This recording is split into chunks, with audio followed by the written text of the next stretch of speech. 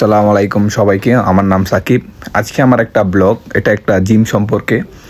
তো ফার্স্টেই যে কথাটা বলতেছিলাম, এটা হলো আমাদের জিমের অনুষ্ঠান হলো, কারণ আমাদের জিমে 4 বছর হয়ে গেছে, এর জন্য একটা ছোটোখাটো একটা অনুষ্ঠান। তো বেসিক্যালি এই জিমে আমি 4 বছর ধরে জিম করতেছি, কিন্তু লাস্ট 6 মান্থ ধরে আমি খুব ইনজুরি বা অনেকটা অসুস্থ ছিলাম, এর জন্য আমি জিমে যাওয়া হইতেছিল না। কিন্তু জিমে ইনভাইট করছে যে আজকে আসতেই হবে, তো এই 1 মাস ধরে আমি আবার জিম জয়েন করছি, ডেইলি যাচ্ছি। তো এই যে আমার বড় ভাই ছবি তুললাম ওদের সাথে, এই ছবি তুলতেছিলাম। তো ফার্স্টেই পরে বললো যে একটা কম্পিটিশন দিবে প্লাঙ্কের। তো আমি কই আচ্ছা ঠিক আছে, তাহলে প্লাঙ্কটা আমি দিতে পারবো, কারণ প্লাঙ্কটা আমি পারি প্রায় 3 থেকে 4 মিনিট। আর সবাই অনেকক্ষণ, এই যারা কম্পিটিশন দেয় সবাই 4-5 মিনিট পারে, আমি পারছিলাম সবার সাথে বিট করতে পারবো। কিন্তু তো প্লাঙ্কটা দিলাম, এই যে আমার সাইডে রানা ভাই আর রনি ভাই। তো অনেক দিন ধরে আমি প্রায় অনেক দিন ধরে প্লাঙ্ক আমি মারি না কইতে গেলে। তো আমি একটা কনফিডেন্স ছিল যে হ্যাঁ 4 মিনিট পারবো, 4 মিনিট পারলে তো আমি ফার্স্ট তো হতে পারবো না, সেকেন্ড থার্ড হতেই পারবো। তো ভাই প্লাঙ্ক তো অনেকক্ষণ হয়ে গেল, এই যে একটু ভিডিওটা একটু টাইনা দিছি, প্রায় 3 মিনিট হয়ে গেছে, 3-3.5 মিনিট। আমার বডি পুরো কাঁপতে আছে, আমি অনেকক্ষণ ভাই খিচ দিয়া, মানে বাংলায় বলে না খিচ, এমন দিয়া ভাই আর পারতাছি না। পরে আমি কই ভাই আমি আর পারতাছি না, আমার হাতেও ব্যথা করতেছে, আমি একটু হাতে ব্যথা। তো পরে আমি আর পারবো না। কিন্তু রানা ভাই এমন চালাক, রানা ভাই কবে উঠা দাও, পরে উঠে গেছি। এই যে এই প্লেট হয়েছে সেকেন্ড, রনি ভাই ফার্স্ট, ওই থার্ড। তো ওরাই 3 জন জিতছে। প্রায় 7 মিনিট প্লাঙ্ক দিছে, একটা বুঝতেছেন ভাই। আমি 3.5 মিনিট দেওয়ার পর আমার হাতে একটু ব্যথা ছিল, এই কাটাটা আগেরই ছিল, রক্ত ব্যথাছে। পরে আমি আগে ভাবছি না থাক, আর লাগবে না, পারবো না।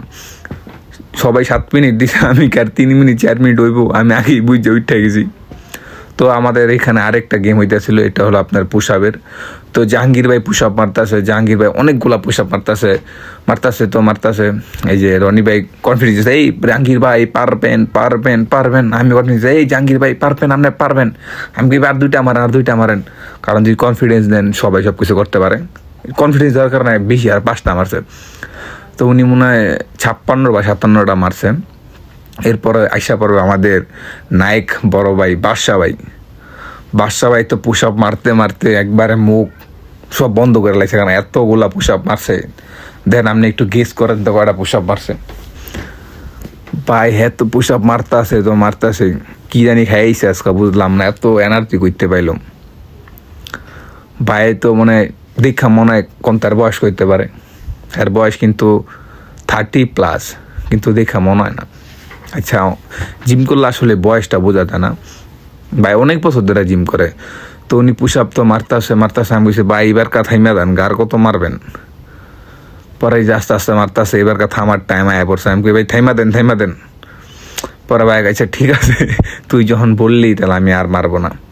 এই যে আমার কথাটা শুনছে, শোনার পর এখন আরেকজন আসবে, এটা হলো আমার ছোটো ভাই ফারুক হলো কি, মানে ফার্স্টেতে পুশ আপ অনেক জোরে যায়, কত ফাস্ট। আমি একটু ভিডিওটা ফাস্ট করে দিছি, তাও অনেক ফাস্ট করে মারতেছে। এই যে বাইরে বলতে একটু স্লো মারো। যদি ফার্স্টেতেই অনেক ফাস্ট মারে তাহলে ও বেশিক্ষণ মারতে পারবো না। এই জন্য ফার্স্টেতে আস্তে আস্তে নিয়ন্ত্রণে নিয়ে অনেকগুলা মারতে পারবো। তাও অনেকগুলা মারছে, 50টা+ মারছে। তো ওই মারতা সবাই দেখছেন কি মনোযোগ দিয়ে রাখতেছে, কেমনে মারতেছে। এমন মনোযোগ যদি অন্য কোনো জায়গায় হইতো তাহলে সবাই সাকসেস হইতো জীবনে। সব জায়গায় যেটাই করা দরকার, সব জায়গায় মনোযোগটা এরকমভাবে দিতে হবে, তাহলে সাকসেস শিওর আপনার সামনে। তো আমিও কনফিডেন্স, ফারুক পারবি একটু রেস্ট নে। কিন্তু ফারুক আর পারলো না। তা ওই অনেক চেষ্টা করছে, ওইও মনে হয় 55টা বা 60টা এরকম মারছে। কিন্তু সবচেয়ে বেশি তো মারছে বললাম ওই যে বাদশা ভাই। এই যে ওনার পুশ আপটা হলো সবচেয়ে বেশি আমার কাছে ভালো লাগছে, কারণ ওনার পুশ আপটা একুরেট বলতে কি একবারে পারফেক্ট। ওদেরটাও পারফেক্ট, আমি পারফেক্ট হয় না এটা বলবো না, কিন্তু ওদেরটা ধরেন 100-এতে আমি 60 দিতে পারি, আর ওনারটা 100-এতে আমি 99 দিতে পারি, কারণ একবারে পারফেক্ট। আপনি একটু পুশ আপটা দেখেন, পুশ আপটা মারার নিয়মই এরকম, কিন্তু এরা বেশি মারার জন্য আর কি এটাকে হাফই বলে, আসলে পুরো ফুল ডাউনে নেই। পরে ফার্স্ট হয়েছে উনি, সেকেন্ড ফারুক আর থার্স্ট বললামই তো। পরে এখন একটু ভিডিওটা নিতেছিলাম, এই যে রানা ভাই যে বাটপার ভাই, আমনা আমার জিনিসটা লেগে গেছেন গা, ভিডিওর ভিতরে কই দিলাম, ভিডিওটা আমরা দেখেন। তো আমাদের এখানে জিমের একটা নিয়ম হলো কি, এই অনুষ্ঠানে একটা আকর্ষণ করার জন্য একটা লটারি হয়। তো লটারিটা হলো কি, মানে আপনার যারা মেম্বার আছে সবার নাম লেখা থাকবে, এখান থেকে সবাই একটা একটা গিফট পাবে।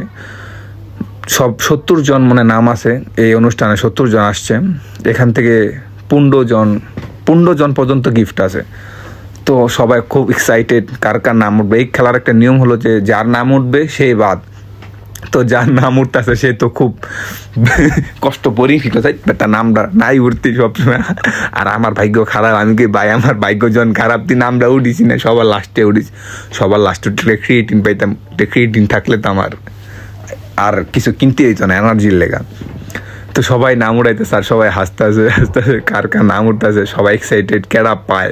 কিন্তু সবচেয়ে ইন্টারেস্টিং বিষয় হলো যে আমার খুব দরকার ছিল বেল, কারণ ইদারিং যারা জিম করতেছি আমার বেলটা খুব দরকার ছিল, যে সবাই নাম উড়াইতেছে। কিন্তু আমি আর বেল পাই নাই, কিন্তু বেল ছিল 2 নাম্বার থাকার পর আমি পাইছি এই যে শেকারটা পাইছি। পরে দেখলাম দাঁড়াতে শেকারটার দাম কত, দেখলাম 772 টাকা। আমাকে বাহ, ভালো জিনিস চালাইছে। তো জিমের জন্মদিন, এর জন্য জিমের জন্য কেক নিয়ে আসছে। তো কেকটা অনেক বড় কেক, দেখছেন কি সুন্দর কেক। কেকটাও আসলে অনেক মজা ছিল, রাজীব বেশ সুন্দরভাবে অ্যারেঞ্জ করছে। তো দেখা হবে নেক্সট ব্লগে বা নেক্সট একটা ভিডিওতে। সবাইকে আসসালামু আলাইকুম। তো আজকে আমি এখানে আমার ভিডিওটা শেষ করতেছি। কেমন হয়েছে ভিডিওটা বলবেন। আমার ছোট ভাই ওই একটা খেলায় উইন হয়েছে, ওকে নিয়ে একটা ভিডিও বানাইলাম।